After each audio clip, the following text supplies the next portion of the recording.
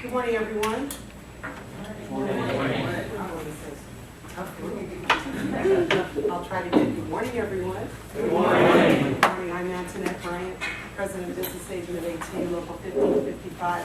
First of all, I want to thank everyone for coming today. This is a very important time in the Bay Area with regard to riders and workers, and we are glad that you have come out to hear what we have to bring forward to you today. I'd like to take an opportunity to introduce Pastor B.K. Woodson. He's going to do the invocation this morning. Great, thank you so much, Sister Brian. I want to just, by way of invocation and welcome, I want to say that we are here on the brink of a strike, on the brink of disrupting the commuting lives of many of our neighbors. We're here not because we want to be, we are here because we have to be. We're here because we must be. And I want to also say that this is not just about us. This is not just about any one particular union or worker. This is not just about BART. This is not just about the Bay Area. This is about America. This is about the America in the present. This is also about the America of the past and the America of the future. And we are here engaged in a fight because America has always waged a fight against workers. Whether they were Africans ripped from their homes or indigenous peoples whose homes were destroyed, whether they were Asians, whether they were coal miners, whether they worked in the ghettos and garment factories, whether they worked in the cotton fields or the steel factory or the brick yards, America has always had a fight with labor, a fight with workers. There have always been management who thought we should give our lives for nothing. And this is a fight that has come to us. And so I would ask that we understand that this is bigger than us. This is about our children and our children's children. It's also about our ancestors who worked hard to give us a 40-hour week, worked hard to get us overtime and respect as human beings. And we are in that fight again.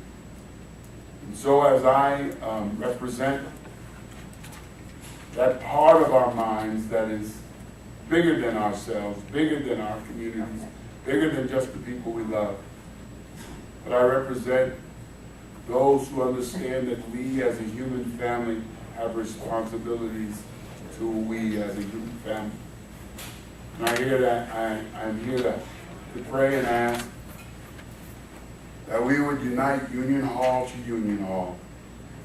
And Union Halls, the churches, synagogues, mosques, temples, every place that holds the hearts of workers and those they love and work for.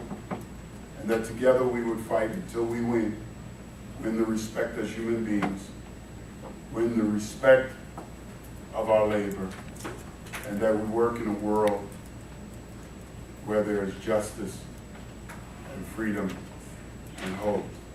And with that, I welcome you to the fight that has been waged for a long time. To that, I welcome you to the wind that is on the precipice that we must change. With that, I say, wow and amen. Thank you, Reverend Woodson. As I said, I want to thank everybody for coming today. We have, as Reverend Woodson said, a serious situation in front of us. So I want to thank all the legislators and representatives that have come. Thank you, because it is important to each and every person that lives in the Bay Area, that commutes in the Bay Area, that resides in the Bay Area. We have a fight on our hands. So we're here today to speak a little bit about something that is relative to BART, and that is Thomas Hoff, who is our chief negotiator for me, or Bart's chief negotiator, certainly not our chief negotiator. But he is the person that they hired, someone that does have no ties to the community, has no vested interest in the Bay Area. He has come from Cincinnati, Ohio, at a cost of $400,000 of your taxpayer and your. I hate to interrupt you, but we don't get any audio. This is breaking up. They have to hold the mic closer, I think. That's the only mic that's working. Oh, okay. Sorry about that. Thank you. No, thank you. Can you hear me now? Yeah. Is that better? Oh, closer. Yes. Is that better? Yes. Thank you. Okay, let me also say that we will be taking questions at the end, and I'll be available later afterwards. So we do want to roll the way that the schedule is laid out. So we appreciate your understanding in that. But we will be following I'm hoping everyone did get an agenda for today. So Thomas Hawk is a person that has had, unfortunately, a reputation across the ATU lines. And with us today are 3 people from ATU that have had direct experiences with him. The experiences that we have had locally have not been any different than their experiences. It's been a tough time. This is a person who is surface bargaining. He is not making any effort to bargain in good faith. The company obviously has directed him. It's obviously an attempt to break down the working wages and working families that are in this Bay Area. BART provides good jobs with decent wages, pension, health, and benefits. We want that to continue. If he is allowed to succeed, which he will not, that would create a crisis in this Bay Area. We are not Wisconsin and we are not Michigan. And we in the Bay Area will not stand by and let someone come in and erode what we have built up as a strong labor community that is fighting for the wages and the benefits for workers that are unionized as well as workers that are not. So with that in mind, I'd like to introduce the 3 people that are here. To my immediate right is International Vice President William McLean. He's representing the ATU International. To his right is President Chris Bruce of Local 22 out of Worcester. I'll let him say it, Massachusetts. And to his right is President Bob Bean of Local 1433. We are all ATU representatives. So with that, I'm going to let Bill go ahead and take the mic. Good morning. I've had approximately probably 20 to 22 years experience with Mr. Hawk. I've been a negotiator for that long. I have seen him in a couple contracts in Palm Springs, Sunlight Transit. I've seen him in Riverside, a couple of contracts. I've seen him in Long Beach. I've seen him in Stockton, California. I've seen him in San Jose, California. I ran the San Jose local for 25 years. I've seen him twice there. I've seen him in Phoenix. We had a strike against Phoenix and Tempe against Veolia last February. In my 40 years, I've had 4 strikes. 3 I instigated and 1 I couldn't stop. And the 1 I couldn't stop was against Veolia. The use of Mr. Hawk is symptomatic of a dysfunctional administration first. They have plenty of well-heeled, well-paid folks who would and could negotiate with their workforce. At the bargaining table are train operators, station agents, working people, not dangerous people, but the working people. And they have a vested interest in their continued employment and the value of their work. Because contracts sell someone's life based on an hourly rate. And the hourly rate is for the purchase of your life and your work. And it doesn't come back to you. Mr. Hawk is an expert at not negotiating. His contract here is probably worth $400,000, and he will negotiate until he uses all the $400,000. He doesn't make any money if he negotiates an agreement. That would be a failure. If he reached an agreement with the parties, he'd make no money. The contract, if it said you'd get $400,000 for reaching an agreement, that would be probably a different situation, different attitude. But it's not. He was hired for what he's doing. not reaching an agreement. He did that everywhere I went. And we eventually reached agreement, either going around him, or under him, or with a strike, or a work stoppage. More often than not, arbitration in some places. But Mr. Hawk always gets paid. He didn't always work for Veolia. But a multinational French company, you know, you should ask yourself, what kind of interest do they have in your community here in the Bay Area? I have 5 sons and 9 grandchildren in the Bay Area. I spent 50 years in the Bay Area. I like it. You know, it's a great place, beautiful. But Transdev, I'm not sure they have really an interest in anything other than taxpayers' revenue in the Bay Area. That's what their interests are, nothing more. Not in the service, not in the passengers, not in the workforce. It's clear. He has not changed his tactics over the years. 20 years ago, he started off by claiming he was a friend of ATU to get work. He trolls APTA for work. He pops up, every transit district in the country pays dues to APTA. And they throw enormous amounts of events every month. And if you're looking for work, looking for buses, looking for parts, looking for money, you have to troll. So he got here because he was trolling one night, I'm sure. And someone said, oh, geez, come on down. We'll have some work for you. The local and its workforce stays. They don't go away. Hawk just disappears in the middle of the night when he's done. Vested interest in the work and the quality of the work and the passengers stays here with the administration and the workers, but the administration here apparently is afraid of its own workforce. I'm not sure I comprehend that. Labor relations, that's a nice phrase, right? That's a whole department.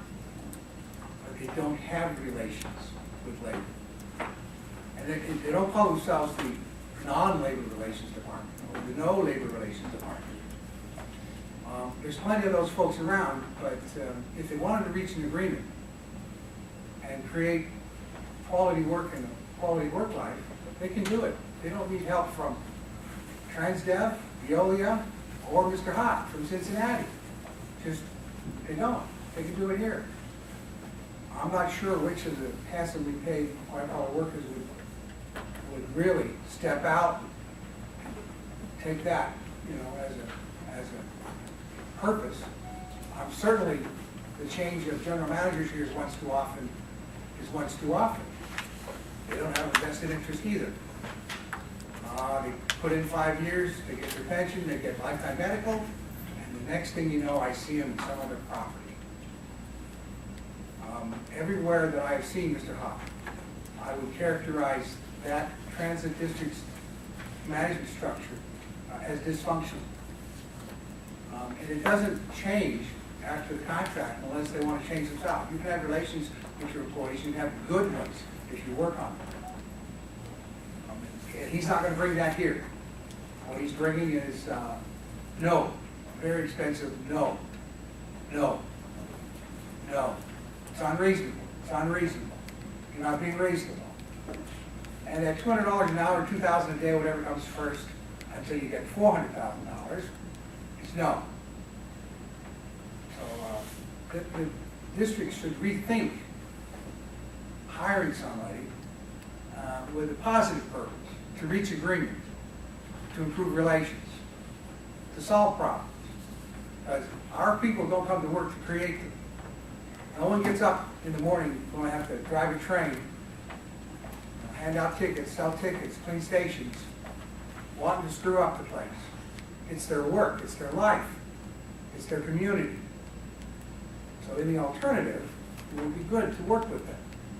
And this transit district should actually try to focus on that rather than handing out money from a cocktail party at APTA. So I know there will be other districts who will hire him because they're dysfunctional. And that's okay. He's currently marketing himself as the enemy of ATU. You get more points nowadays if you're the enemy. His only problem is, we are 120 years old. 1892.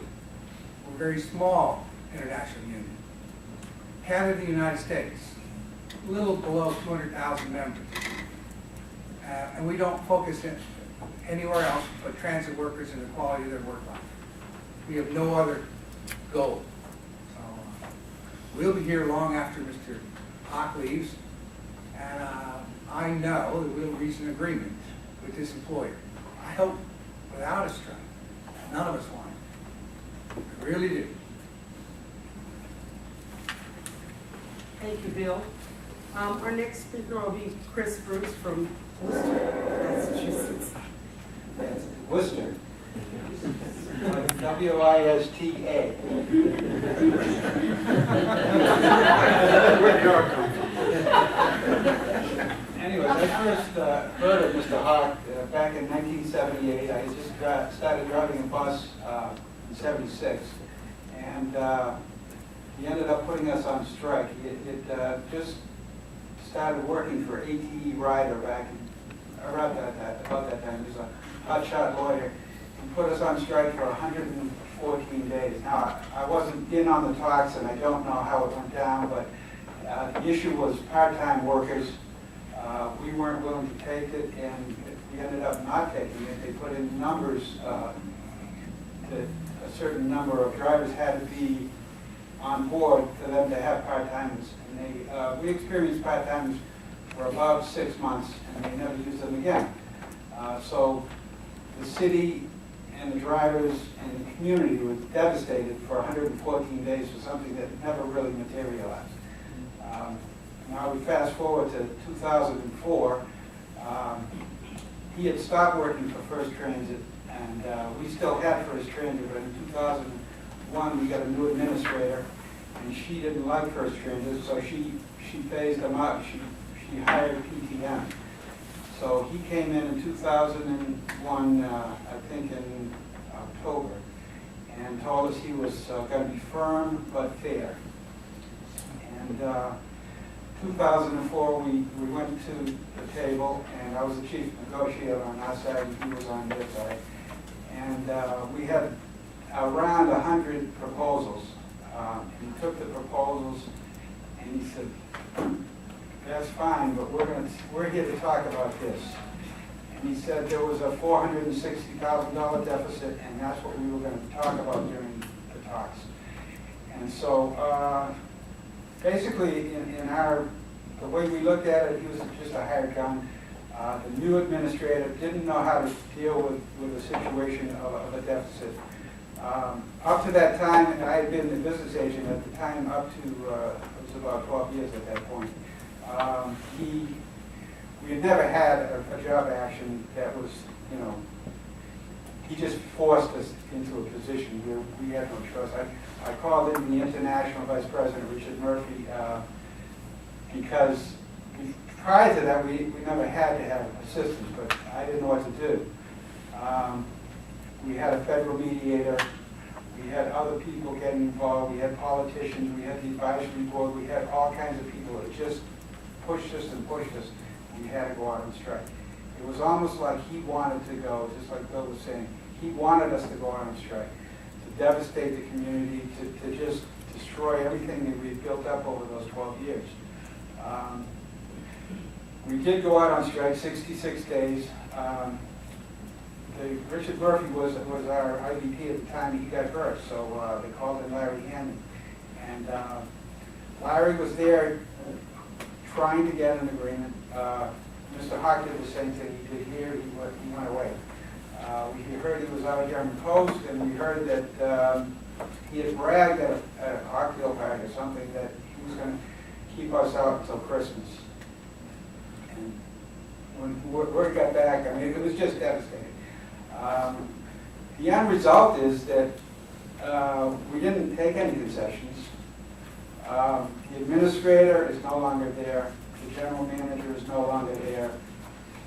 Tom Hawk is no longer there. The union's still there. And the union is there representing, as Bill had said, the members. We're not out trying to kill anybody. We're not trying to get more than our share. we're trying to get a decent day's pay for a decent day's work. And that's what we, we're there now, we're working, the last two contracts, we worked without any outside influence.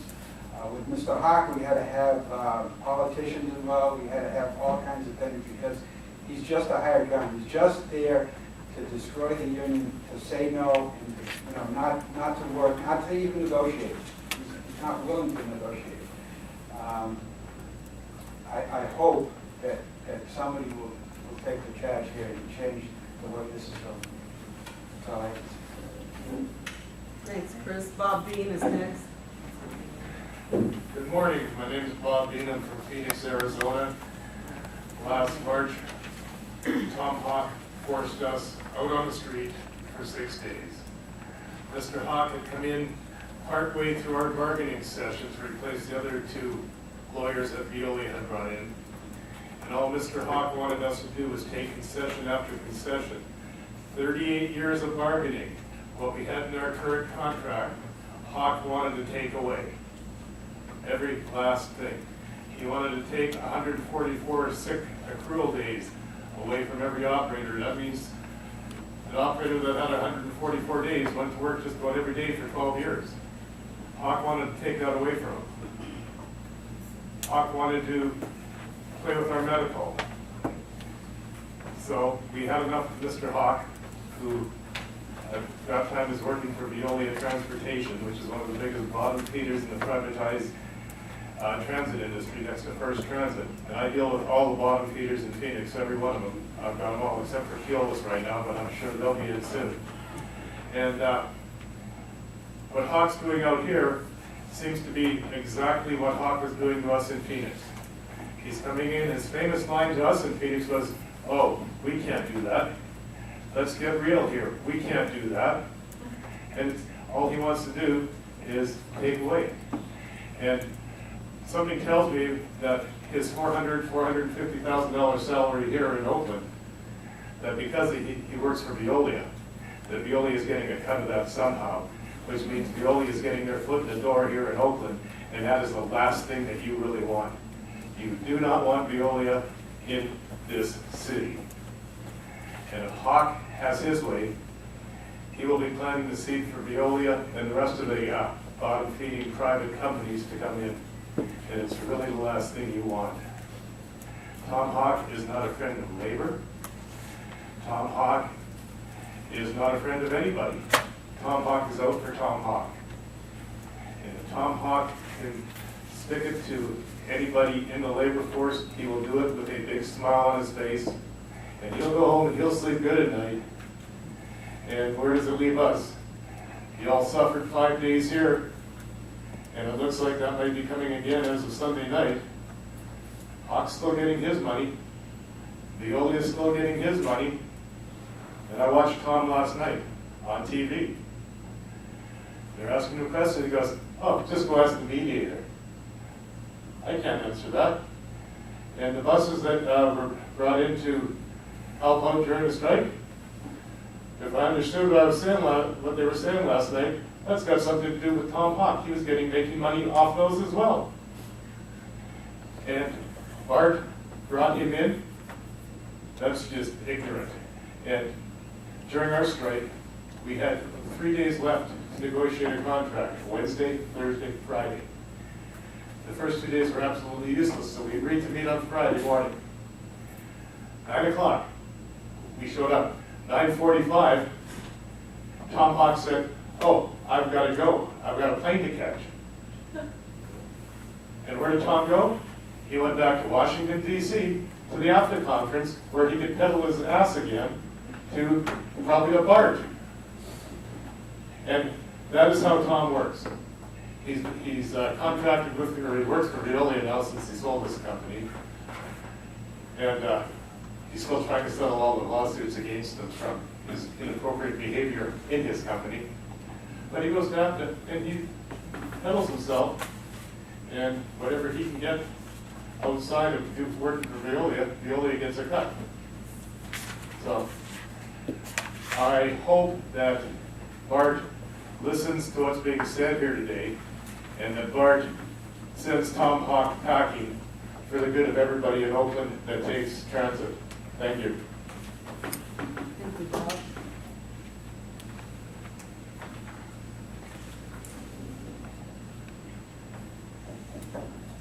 As you can see, there are some serious things to consider right now. We have a lot of issues on the table. The contract, as you know, expires at midnight. We wanted people to understand that this is not a singular fight, that this situation is not just occurring at BART. This is a situation that is impacting this region. And by bringing these three individuals here to speak about it, we want you to be aware of what can transpire if this continues to happen. And so it's not only us as union members or as a union organization that are impacted, but we have workers that are impacted by the proposals that are being made against our workers. And right now we have two of our workers that are here to speak to you about how this impacts them directly. The first person that's going to speak, oh, I'm sorry, I jumped ahead. I jumped down a little bit further, thank you. Well, before we get into our employees, we have community leaders that want to speak to the situation and speak about why this is important that a contract is settled prior to a strike happening. So I'm not certain who is here to represent Genesis. That's me. Oh, Mary, okay. Okay. So my first name is Mary, and my last name is Lynn Lampy, and I'm lead organizer, staff with Genesis. So Genesis is a people's organization. We are a coalition of congregations and institutions. And, frankly, I'm sitting here thinking about what I could do with $400,000 in my budget. I'm very agitated by this whole conversation because we at Genesis really believe that voices that are often ignored or muted or dismissed need to be at the table of our decision makers, which is why we are completely against privatization of services, especially public transit. Genesis is an affiliate, is the local Bay Area affiliate of the Gamaliel Network, which is based in Chicago. We are the network that hired and trained President Obama in community organizing in the south side of Chicago.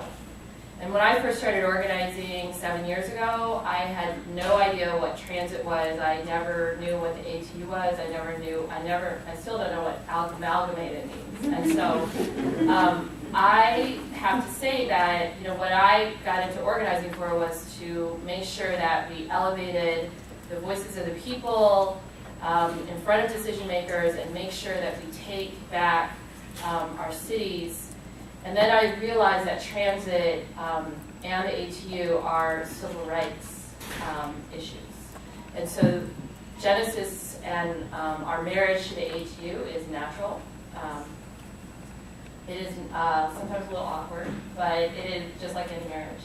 And so I am really glad to be here today to speak in solidarity with our brothers and sisters.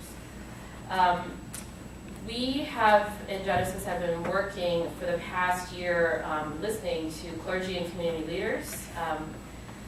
We have met with over 200 leaders in the community, and we have two concerns that surfaced. One is youth, the second is violence. And what do those have to do with transit? Well, for youth, we talk about the opportunities that our young people face in our community that cause them to struggle in their quest to be thriving citizens. Things like education, poverty, lack of direction, opportunity. And with violence, specifically loss of hope in our communities, we understand from a lot of the people we've talked about that we have people in our communities that it's easier to pick up a gun than it is to pick up a book. So transit is a way that many of the people who lost hope, who have very heavy burdens, can find opportunity. So that's why we see transit as the civil rights issue of our time. We work in Genesis to do whatever we can to make sure that there is support for a robust transportation system that connects the most vulnerable to opportunity. We are opposed to privatization because we believe that that causes a lack of accountability and that people should be at the table with their elected officials. We also know that when privatization occurs, that the bottom line is mostly the color green.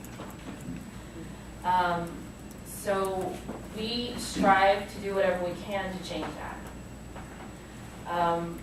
And lastly, I think that many of the people in our institutions and our congregations were a little bit nervous when they were listening to the specific labor negotiation points between the ATU and management.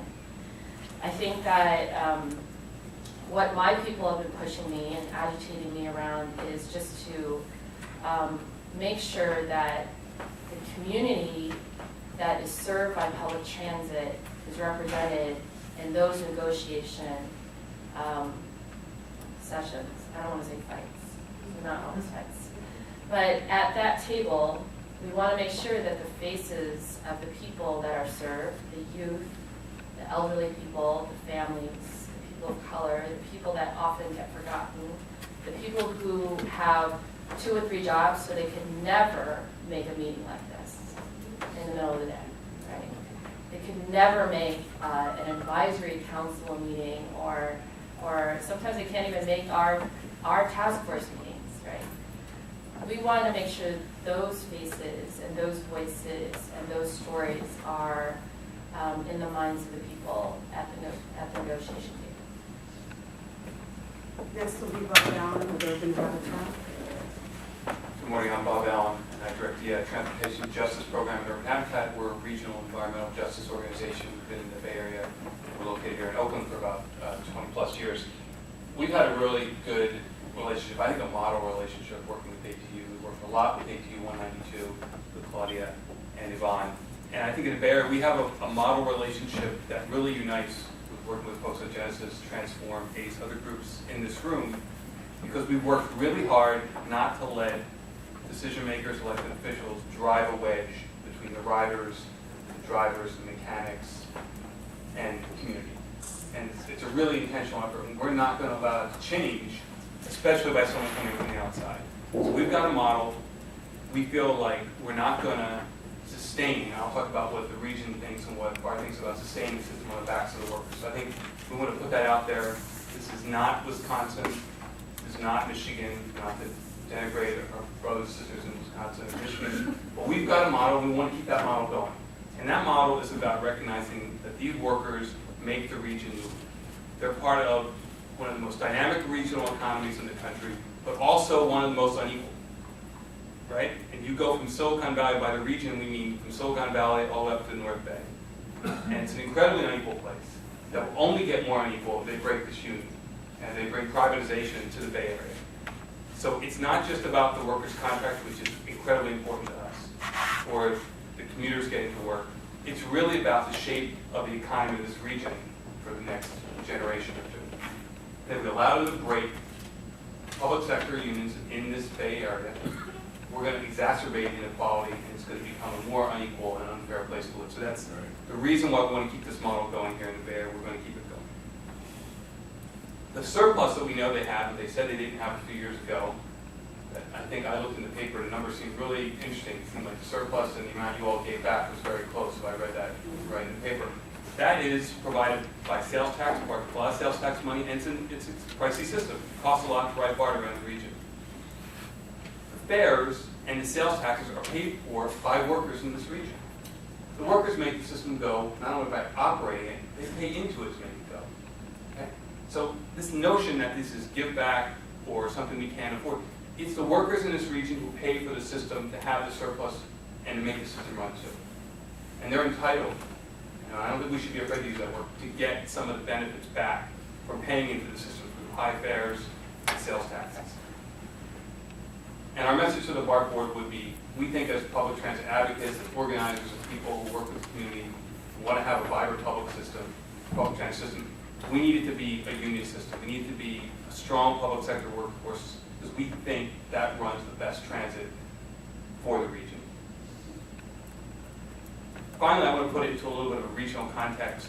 We have a process going on that's too complicated to explain here. People have heard me try to explain this in 2 seconds before. With the region has set, our metropolitan planning organization, working with transit operators, has set targets for cost cutting. Across the board, it's 5%. Because under the rubric of transit sustainability, Tony Lincoln was on that committee with me, we're going to sustain the system by cutting from the workers. Not by looking at how we invest our funds, not by looking at capital cost overruns. Okay, I'm all for our brothers and sisters in the trades getting lots of good jobs from those projects. The people who manage it, both at the BART board and at the region, when we have hundreds of millions of dollars in cost overruns, no one says anything. I personally think that has a lot to do with that. When a new project goes in the ground, there's lots of politicians with gold shovels out there and lots of contractors. I'm still waiting for the moment, we always talk about this, waiting for the moment when a politician or someone will show up to give a cup of coffee to a bus driver or mechanic to thank them. And we'll all be waiting for that probably for a long time. But we got to make some decisions about how we sustain the system. And the message to the workers, all the workers in the region, is the only way we can sustain things is by taking away from people making and go, that's not acceptable. Right. Like I said, we have a different model here to bear, and it really is troubling and sometimes disgusting to me hear the stuff I hear on the trains and the buses that bear the misinformation. The reason a lot of the anger is out there that you hear in the media is because people are misinformed about what's going on. And they're getting pitted, and I'm here to tell you that the folks who work in the community, the folks who organize, who advocate, are not going to allow that to happen. We're going to be out there talking to the riders, making them understand that this person who is here negotiating or not negotiating this contract is not here from the region and not representative of how we do things here. So that's the commitment you have from those who work in the community. We're going to go out there and make sure that we're not going to have a wedge driven through. That's not how we've done things since we've all been here working together. That's not how we're going to do things going forward. Thank you. Thank you, Bob. Thank you, Bob. Our next speaker, you've got to get a mic over to her.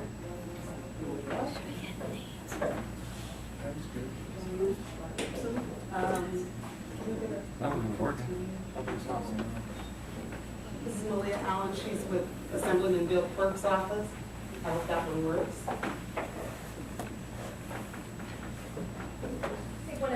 It's not. Chris.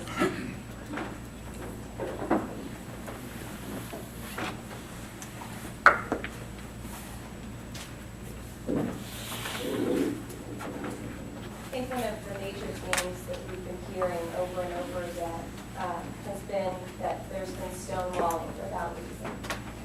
And the fact is that we can't afford to have the system that thousands, hundreds of thousands of Bay Area residents rely on daily, shut down.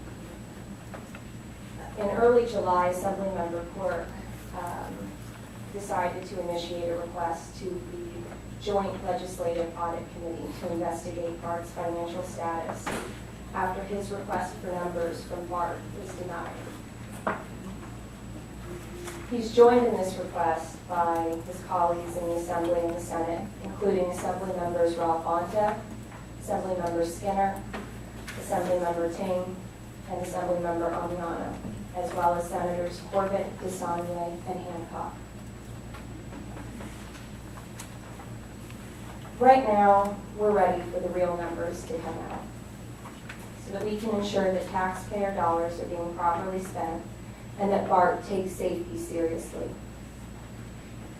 The request to JLAC to direct the California State Auditor to conduct an audit of BART with regards to compensation, safety, revenue, and expenditure forecasts, as well as actual capital expenditures against actual system operational needs is imperative. There have been 2,500 FBI reportable crimes in just 5 stations in the past 3 years. These are crimes committed against workers and riders. It is imperative that the public gets an independent external auditor's evaluation on these important issues. It is imperative for these negotiations that both sides are working from a common set of facts and a common set of numbers. Back in early July, Assemblymember Quirk, Assemblymember Skinner, and Assemblymember Bonta all went to Caltrans, and they all met with Mr. Hawk. They requested to get the numbers. That request was denied to each and every member that went in there and spoke with him. So we have to ask why, and that's what this request is for. Now, the JLAC committee is looking into getting these numbers, and unlike in 2001 when there was a request for an audit, it seems very likely that there will be a formal audit and hearing, hopefully sometime in August. That might be too little too late for this round of negotiations, but we're hoping that the pressure will incentivize BART to produce the numbers so that everyone can work together to make sure that we keep BART running. Assemblymember Quirk's hope that the trains keep running, that a settlement that's fair is reached, and that there's public disclosure of all of these stats and numbers. Thank you.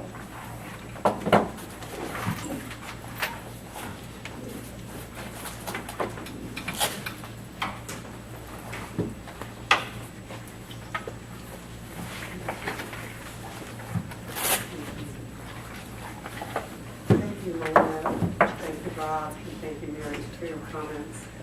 Next, we are going to have two of our workers, two of our AT workers, speak to how this impacts them directly. The first person that's going to speak is train operator Beverly Sullivan. I think you're next. Good morning. My name is Beverly Sullivan, and I've been in the transportation and with the union for 22 years. I first started off with AC Transit as a bus driver and later transferred over to BART. This has been a trying time for me here at BART every time we go through negotiation with BART. I have also had a job prior to AC Transit and BART where I was not in a union, and I was also demoted for not a good reason working at that job. I had no union representation. I had no one to go to but the EEOC, which in return didn't do much for me at that time as far as listening to my case and hearing what happened. Secondly, once I came to ATU and was working with AC Transit and working with BART, I started feeling comfortable. I had a union there who had my back. I had a union who, if I got in trouble, they listened to what I had to say, and if it was wrong, we filed a grievance. So working with the union, I had some kind of protection. And this, in return, made me feel comfortable, so whereas I can focus on my everyday life, I can work, bring home an income, and take care of my children, and do my job. People think being a train operator at BART is, we just push buttons, we don't do anything. You have little idea the stress we go through every single day. We have to deal with debris in the trackway. If that can affect our train, derail our train, we have to deal with people jumping in front of us. They don't even have to be at a platform. There's people who hop the fence and go in the trackway. I have had kids kick balls in the trackway and climb the fence and go over there and from far distance. If I wasn't paying attention, wouldn't have seen them in the trackway. We get graffiti when we store trains at the end of our lines. We don't know who's out there. We by ourselves. It's nighttime. It's dark. We don't know who is there protecting us or who's watching us while we store these trains and put them away. They have a pit, what we call a pit, where we take the train and they can go under and look underneath the train and see if anything was wrong. We have to break trains over that pit. If I should slip and fall, I can fall to my death at that instant. If the train doesn't ox off, and we can't ox the train off, turn them off at the end of this shift, I have to go around on third rail side and find out on the outside why this train is not oxing off. It could be raining, it could be slippery and wet. I still have to do this because this is my job. So to think that we are not stressed every single day, we have to be prepared for any emergency that comes to us. Fire, anything that happened, bomb threat that comes to us, we have to be prepared to act on a dime. We have to be prepared to be able to know what we're doing and why we're doing it. And my union, every time we do something, every time something happens, an emergency situation, the BART, the district, is always trying to find out if it's human error. They try to basically put the blame on the train operators or the station agent as their error and not mechanical errors. So we have our union backing us to protect us against anything that happens. And our union, because I have a strong union, I know that I can be comfortable, I can work, do my job, and not worry about my job being taken away from me, as is the other job that I worked to prior to coming to ATU 1555 or 192.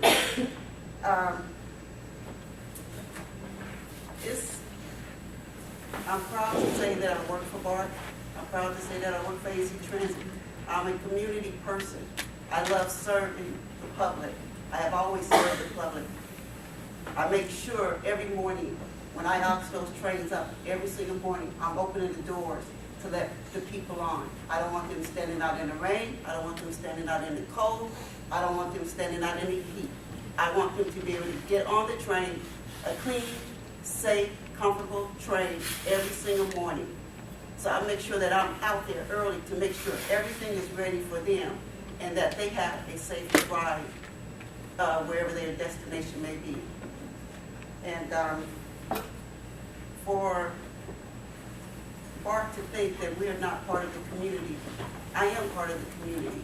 My family's part of the community. My children take the bus. My children take BART. My relatives take the bus. My relatives take BART. My friends. We are all part of this community. We are all in this together. It's not just me, and it's not just train operators, station agents, mechanics, and car cleaners.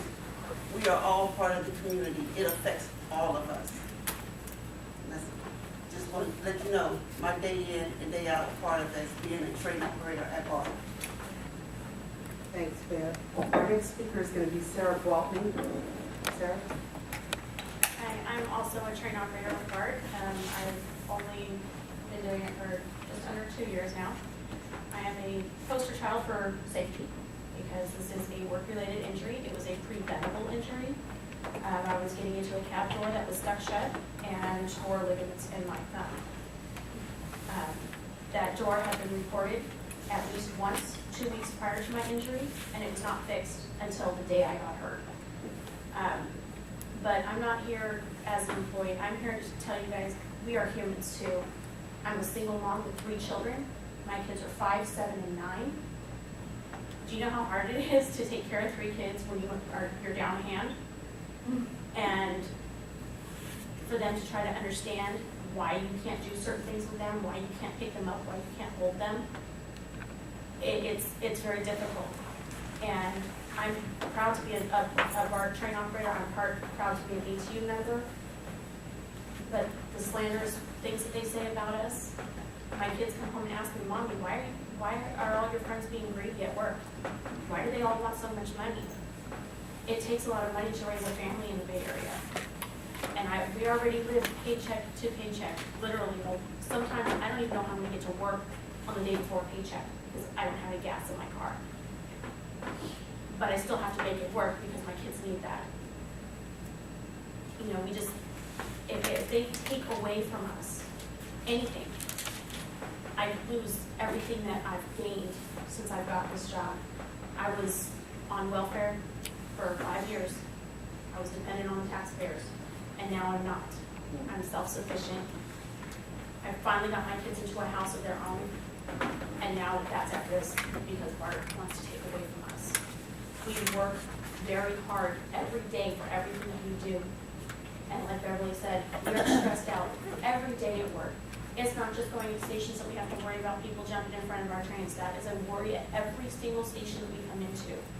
People don't see that. All they see is that we push a button. You know, it's so much more than that. And it's just, for us, we are human too, and we have families that we need to raise. And some of us are doing it on our own. And this job has made it possible for me to do that on my own. And I love my job, and I can't wait to get back to it. I just want us to have a safe environment to work in. And I want us to have the benefits that we've been guaranteed with our last contract. Thank you, Sarah. As you can hear from our two members and from the members that spoke from the community groups and the religious organizations, we have an impact in this community and we have a vested interest in the community. Two of our key concerns are safety. The first one is safety. As Sarah spoke, she's injured because of a preventable work injury. Key word being preventable. We have put forth proposals that would enhance our workers' compensation program, that would get people the rehab that they need, the work, whatever it is that they need to get back to work, and get them back into the work mainstream. It's extremely critical to us, as we're at the bargaining table, that every worker that comes to work is in a safe environment. It is also extremely important that every passenger that walks in the station is able to know when they step through that gate, through that door, whatever they walk through, they know that the system's already been checked. It's already safe. Thus the need to have people checking the station before passengers are allowed to come in.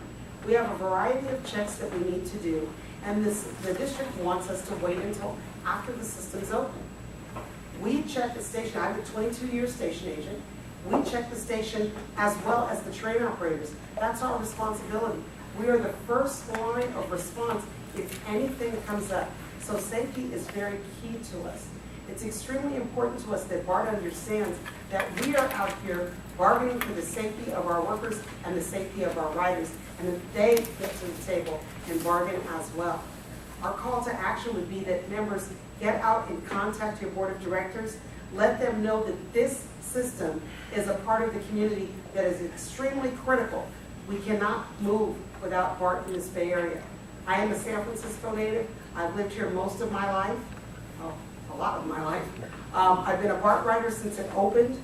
I paid 30 cents in the machine to get a ticket to pop out when it first started at 17 years old. I am a 40-year customer service worker. I've always served the public.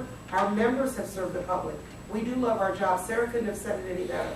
We absolutely love our jobs. We're proud of what we do, but we will not put our riders at work in jeopardy any longer. A preventable injury, she's just one. We could have had people lined up down the stairs and around the block on injuries that they have sustained because of preventable injuries. We want you to understand that our jobs are important to us, but they're important to you as riders and as legislators and for your constituents.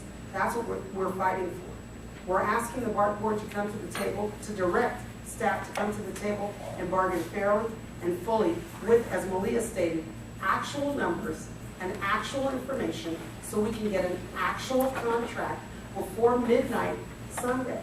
So we thank you for coming out, and right now we're going to have any questions and answers. Karen, you're just holding it. I'm happy to help. Are there questions for any of our panelists? Another, Jeff Shuttleworth? Jeff Shuttleworth, the Bay City News. For passengers who, last week SEIU had a press conference on Mr. Hawk, and just for passengers wondering, here we are a few days before a potential work action again. Pastors might be asking, okay, that's maybe hired somebody who's not a perfect guy, but why are you talking about this instead of reaching an agreement today? We think that it is important that people understand the process. We cannot bargain with ourselves, and if the district will not come to the table, first of all, to bargain, secondly, with the information we've requested to bargain, it makes it difficult. I can sit across the table for myself and give myself everything that I want, but it's difficult when the parties you're supposed to be bargaining with will not come to the table, or when they do come to the table, you're met with resistance, as Bob and Chris and Bill indicated earlier. It's a, I don't want to talk about it, we're not interested. No, that is not bargaining. We came to the table, we come to the table every day prepared to bargain, to indicate, hey, this is our proposal, what's your answer? If you don't come back with an answer, the answer is no. And when you say, well, why is it no? Because it is. We're not interested. We can't counter that. We can't bargain with that. You can't bargain with a no. So we want the public to understand that the misrepresentations in the paper are in fact misrepresentations. And this is our opportunity to explain that we cannot surface bargain. We cannot bargain by ourselves. We must be able to bargain fully and fairly in order to reach a contract. And if people understand that, then they'll put the pressure where it's needed. The unions are at the table. The unions have been ready to bargain. The unions are not talking about or putting the public in jeopardy of a disruption in service. That is totally and completely in the hands of BART management. And we want the public to understand and know that. This might be a similar question, but just we've heard the very vocal resistance, obviously, to using Tom Hawk as negotiator, but BART's shown zero indication that they're going to switch chief negotiators. So at this late stage, realistically, what do you hope this accomplishes? We put through an inquiry, I think everybody saw that we filed a complaint against the fact that Tom Hawk was possibly having a conflict of interest in receiving kickback, well, monies, if you will, from the buses that were operating. We've yet to hear a response from that. Again, we want the public to realize and recognize what is going on. There's been a lot of misrepresentation in the newspaper, in the news media about what's transpiring. So this is our opportunity to set that record straight. In a hypothetical, if BART were to pick someone else as negotiator, how much does that set back talks by just plugging someone else in?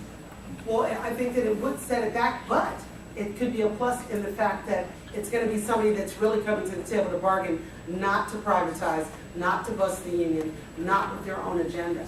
We are here for the betterment of this Bay Area community, the riders, and BART. And we need somebody else across the table that has that same idea. But even,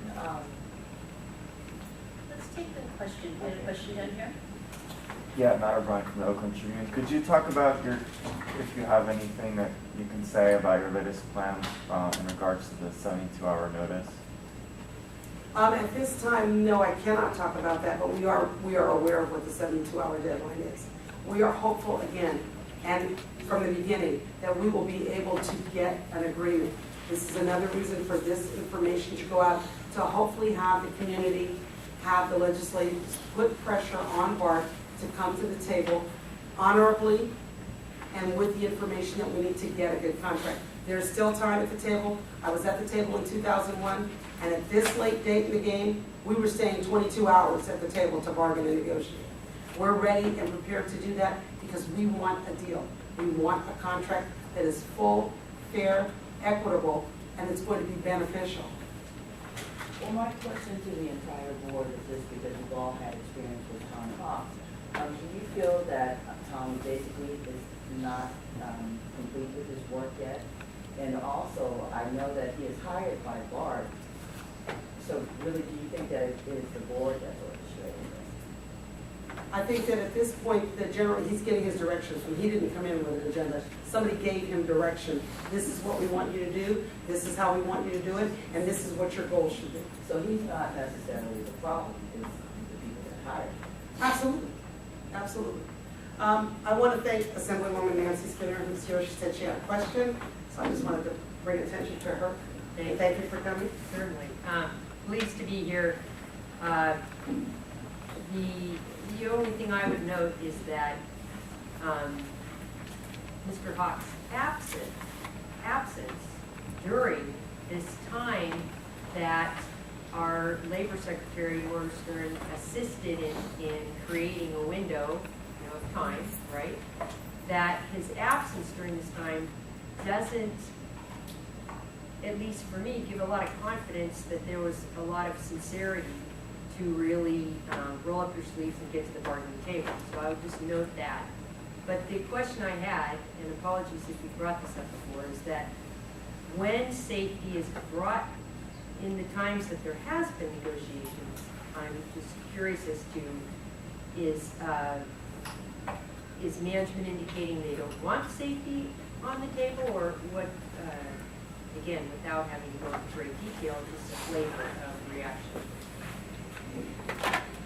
With regard to safety, which is one of the most important things we are talking about, the district has been very reticent to address our issues. They don't want it in the contract. They want to speak about it outside of the contract, and we'll set up a committee. Well, we have a committee that has not been functional. As Sarah indicated, we have gone many times, we've filed many reports in the 6 classifications that, and this is for ATU, I cannot speak for SEIU, in the 6 classifications that we represent, many injury reports have been filed, and they have not been addressed to the level that they should be. By binding this in the contract, we can absolutely hold them accountable. They, on the other hand, are like, oh, well, we'll talk about it. Well, you've got a door that had been reported and nothing happened, and so now Sarah's got a cast on her. We've had other injuries with train operators, repetitive shoulder injuries from windows lifting up and down that have been reported to be difficult. Intercar closure doors when you're going through the train that are problematic, that have yet to be repaired, and yet operators are sustaining injuries. Various and sundry injuries to station agents that are on the job, floor workers that are our first line managers. So because those issues have not been addressed properly or timely, we felt that it was incumbent upon us to get that language in the contract so that we can turn around and say, you have a contractual obligation that you agreed to get these situations taken care of. So that's why we're pushing it. And their response has been really reticent.